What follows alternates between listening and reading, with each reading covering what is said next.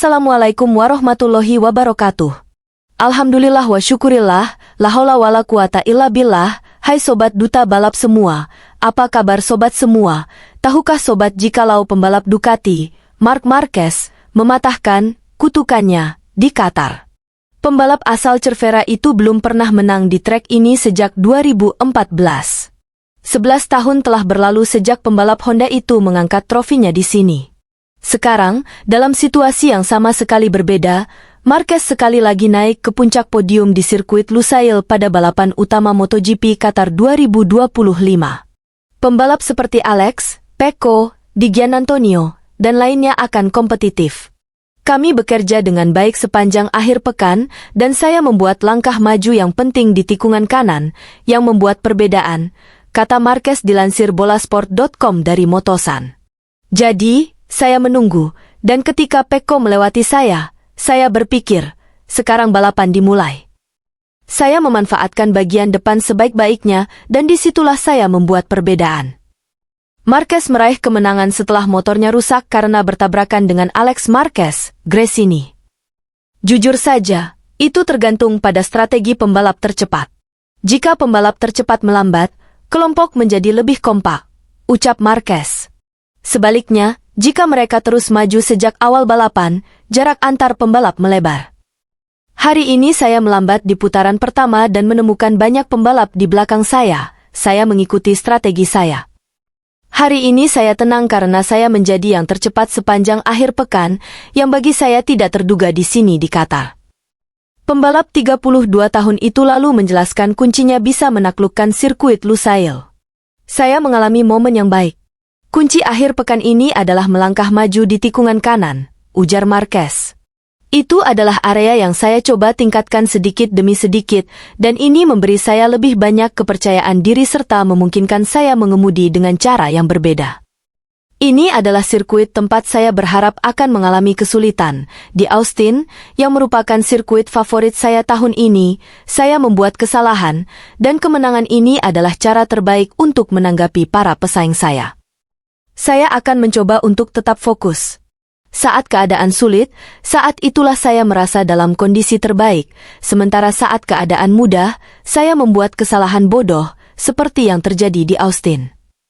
Juara dunia Moto2 2010, Tony Elias memuji proses yang harus dilalui Marc Marquez, dari cedera seriusnya pada tahun 2020 hingga saat ini dengan memenangi balapan. Elias mengakui bahwa cedera yang dialami banyak pembalap sepanjang sejarah telah membuat mereka menjadi lebih baik. Kedatangan Marquez di tim pabrikan tidak hanya meningkatkan level persaingan tetapi juga mengaduk-aduk suasana di dalam tim Italia tersebut. Marquez menyapu bersih kemenangan pada 2 seri balap MotoGP Thailand dan MotoGP Argentina. Juara dunia 6 kali MotoGP itu meraih pole position pada MotoGP Americas dan menjuarai sprint race, tetapi dia gagal finish pada balapan utama. Sebelumnya, Marquez pindah ke tim satelit Ducati, Gresini, agar bisa kembali kompetitif setelah badai cedera menghampiri. Seperti dilaporkan media Spanyol, Cuatro, pada Maret 2023, Marquez menerima bayaran sebesar 12,5 juta euro per tahun, atau sekitar 210 miliar rupiah, dari Honda. Ini masih ditambah honor tambahan sebesar 570.450 euro, 9,6 miliar rupiah, untuk setiap balapan yang diikuti plus bonus mencapai 1,4 juta euro, 23,5 miliar rupiah, jika menjadi juara dunia. Dengan asumsi tak pernah absen dari 22 balapan yang direncanakan musim depan, Marquez setidaknya akan menerima gaji 25 juta euro, 420 miliar rupiah, dari Honda. Namun, Alien rela meninggalkannya demi perkembangan karirnya. Nah sobat duta balap semua, Alex Marquez menjadi biang keladi hasil buruk yang didapat Fabio Di Giannantonio dalam balapan MotoGP Qatar 2025. Pada balapan MotoGP Qatar 2025 tersebut, Fabio Di Giannantonio gagal memaksimalkan potensinya setelah terlibat insiden dengan Alex Marquez. Tepatnya pada lap 3, di mana Alex Marquez terlalu memaksakan diri untuk melewati Fabio Di Giannantonio, hingga akhirnya menabrak pembalap VR46 Racing Team tersebut. Di Gia pun langsung melaju melebar keluar lintasan, hingga kehilangan banyak posisi akibat dilewati banyak pembalap lain. Alex pun dinyatakan bersalah, Kemudian diganjar long lap penalti oleh stewards dan mengakui kesalahannya terhadap Diggia. Lap 3 kupikir, Gian Antonio menyerangku dengan sangat agresif. Aku mencoba menyalipnya kembali di tikungan 12, tapi itu bukan tempat dan waktu yang tepat, kata Alex. Itu adalah kesalahanku sendiri. Aku menerima long lap penalti dan aku meminta maaf kepadanya dan timnya, jelasnya, dilansir gridauto.com dari Motosan S.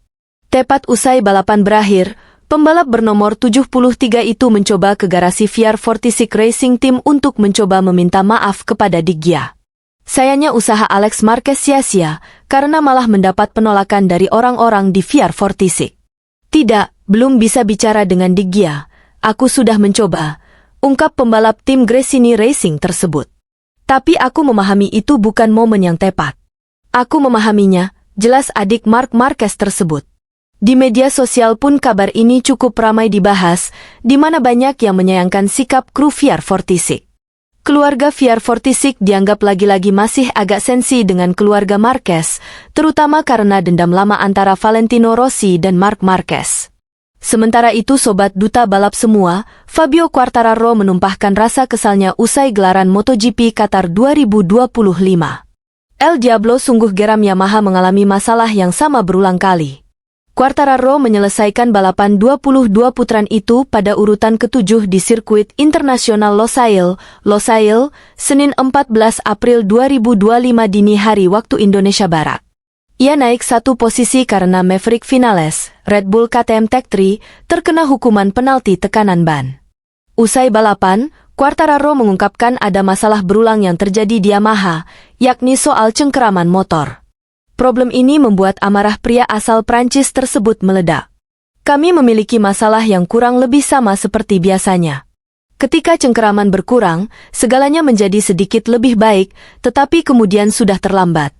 Tukas Quartararo, mengutip dari Speedweek, Selasa, 15 April 2025.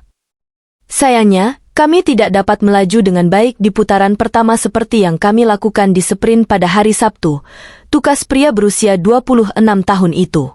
Quartararo kesal karena masalah ini sangat berpengaruh pada performanya di lintasan balap. Apalagi, ia sudah berupaya keras memberikan yang terbaik. Saya memberikan yang terbaik, itu yang terbaik yang dapat saya lakukan. Kita lihat saja bagaimana hasilnya di balapan berikutnya, ketus Quartararo. Juara dunia MotoGP 2021 itu mengatakan, tim Monster Energy Yamaha membutuhkan komponen baru untuk memperbaiki masalah cengkeraman motornya. Ia kemudian menjelaskan lebih rinci bagaimana cengkeraman berpengaruh pada gaya membalapnya. Jika Anda memiliki gaya berkendara yang sama dengan yang lain, maka itu akan bagus. Namun, dengan cara kami berkendara saat ini, itu sulit, cetus Quartararo. Terutama di awal balapan, yang lain jauh lebih cepat dan mereka menyalip saya. Kemudian kami kehilangan cengkeraman, tidak bertenaga, dan banyak melakukan wheelie. Ini membuat sangat sulit untuk mempersiapkan manuver menyalip dan mengemudi dengan baik. Satu-satunya kekuatan kami terletak pada zona pengereman setelah lintasan lurus. Namun, tidak masuk akal jika kami tidak dapat menyalip, tandasnya. Selanjutnya, Quartararo dan para rider akan tampil di seri kelima MotoGP 2025. Balapan bertajuk MotoGP Spanyol 2025 tersebut akan berlangsung di sirkuit Jerez Angel Nieto, Jerez de la Frontera, 25 hingga 27 April.